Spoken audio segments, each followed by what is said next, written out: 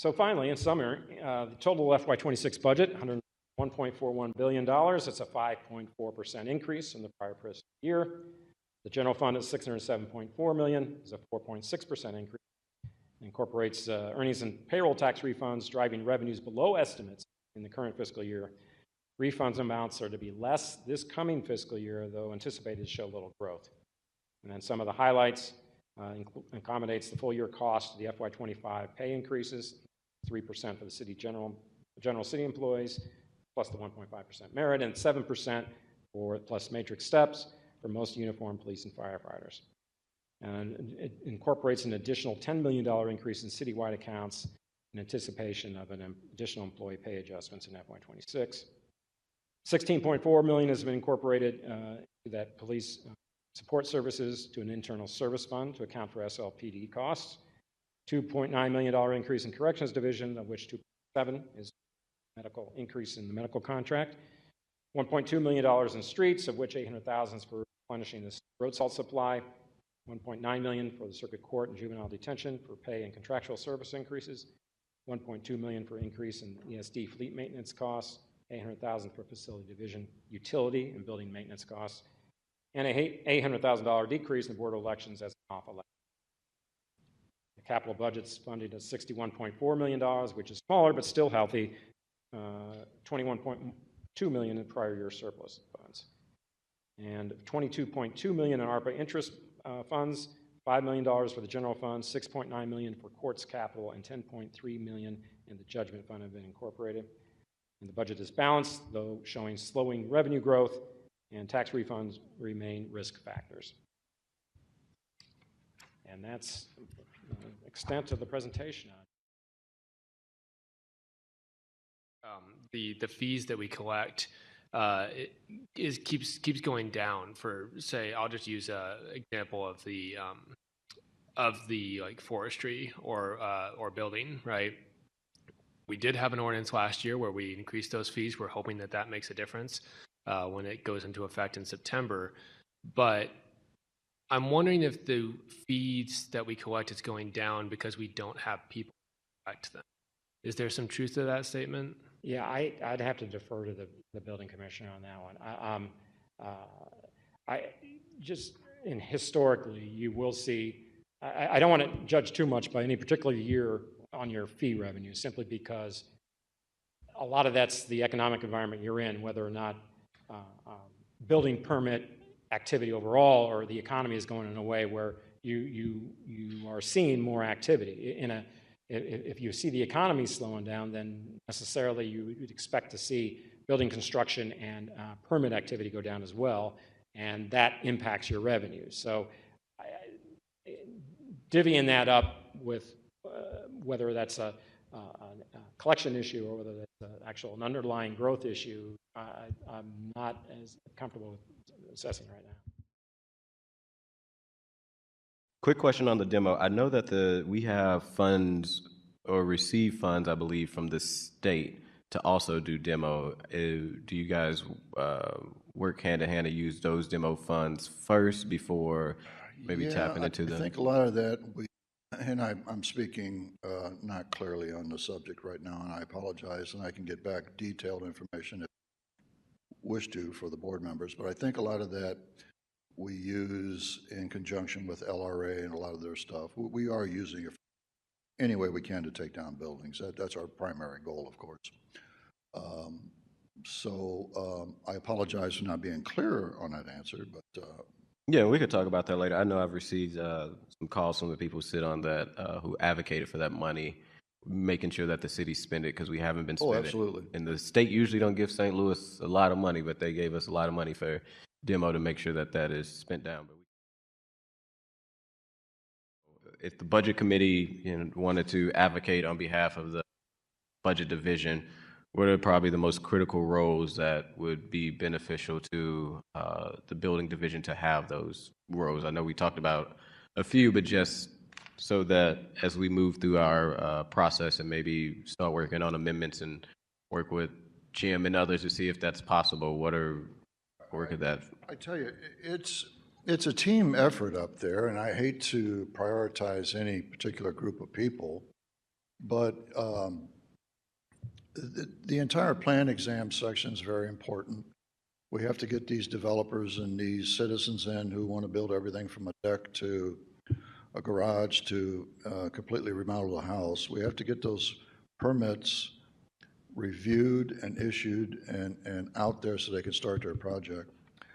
With that being said, it's a basic, I need boots on the ground kind of thing. I need people out there to do all of this inspection activity, to perform all of these code enforcement functions.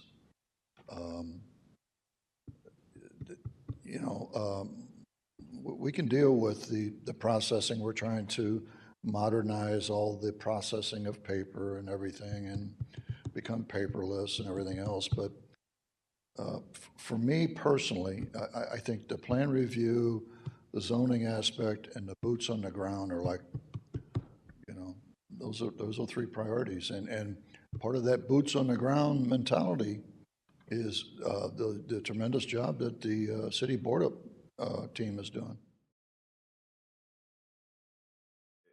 It's really problematic that we're relying upon citizens to report these issues and they're not even aware of that. But frankly, I think it's a disservice to our citizens that we do expect them. That means that they have to be familiar with what is even in the code. Some people don't realize, that some of these things aren't in our code, and so, or what is in the code. We just had a whole conversation earlier this meeting about, certain people who have qualifications to be building inspectors aren't even familiar with the enforcement side of it. And here we are saying, hey, you average citizen, we need you to report any violations of code. All right, I have it duly noted, sir, and we will have a department meeting and we will try to coordinate with the board, and we will try to, starting this year, go back to the ward survey. And, okay, we have to, Ed, I can't stress this enough. Even when we have neighbors who are putting in extra hours, volunteering to address things like vacancy in our communities, filing litigation for, tackling vacancy in our communities, and then they go to court, and these buildings that have been brought forth with vacancy litigation haven't even had fines from the city or citations from the city. And then the cases just get dropped because the city's not doing its job and citing these properties. Our overall budget, that proposal, is about 200 million, up from 180, almost 183 million from last year. But there's some things that Dave will get into as far as some of the things that the nuances that are happening right now, where there's money that's being billed back to St. Louis Metropolitan Police Department because of services rendered, where we still have human resources, we still have we have legal representation, and there's other things that are in there, fleet services, and all those things are being wrapped in. Dave can explain that in greater detail. I've been getting questions from department members who are wondering, hey, are there going to be, is there money for some raises? And really, there's not large amounts for raises. There's been a little bit of hysteria about state control and what that 22% or 22.5% really means. It doesn't mean a huge increase to the police department's budget because of the internal service fund charges that are being allocated to the police department. So that's why you're not going to see any dramatic increases in line items, because there is no big bundle of extra money that the police department has as a result of state control. And I'm only saying that because I have an internal audience at the police department who thinks there's a lot more money available, but there's not. The first question that I would give to you all is, has there been any conversations that you all are privy to at the state level to talk about with their recent mandate, how they might contribute to you all's budget or anything along those lines? And if that's the answer is no, that's fine. The answer is no. Yep. I think it's good just to put these things on record.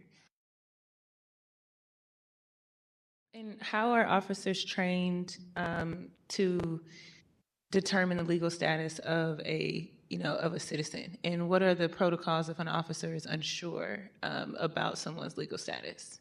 Well, first they're going to break the law. That's how they bring our attention. So if someone commits a crime in our city, whether you're documented, undocumented, or a citizen, we're going to put you under arrest for probable cause. And then we do the paperwork. We have to do background, fingerprints, and we got to make sure we know who you are and who we're arresting without getting false names. So when we hit that point, if we can't identify it, we have to do an investigation before that person can be released, brought to court. So the investigation follows the crime. We don't do the investigation to create a crime, to create this issue. That's not our job to do. That's someone else's job, and we're making sure that if you break the law, that's what gets our attention. So it's not, we actually put that first, and that's what the officers are trained to do.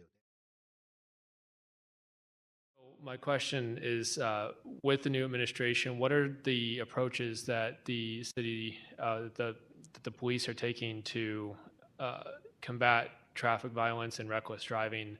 And is this, does this involve putting more officers on the street, the more use of technology? What kind of steps are being taken so that I can just relay that to my constituents? Yeah, absolutely. And it's nothing, we've already been putting things in place prior to this administration. One of the things after the young woman, the Edmondson woman, lost her legs during a volleyball tournament back in February of 2023, we took a good look to see exactly, first, there was other issues that were going on why that person should not have been out in the street, and led to some other things about some failures in our criminal justice system. But taking a look at that, we usually do something here called a cruising detail to make sure that we're staying on top of these people that are driving recklessly. They're coming in with hundreds of cars. They're doing their own shows. They're doing slideshows. They're shutting down streets. Washington Ave was used as one of those venues, and we've been able to now change some of the traffic patterns to really calm that area down, and we shut down from 2nd, and we went to Tucker, and then we went to 14th Street, especially going in from Wednesday even into late Sunday night.